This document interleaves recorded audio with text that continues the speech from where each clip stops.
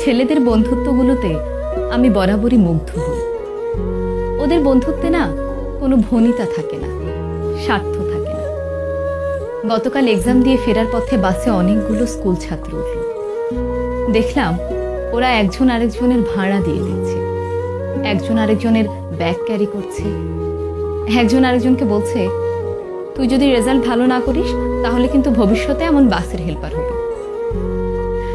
আরেকজন বলছে, আর তুই পানের দোকানদার হবি।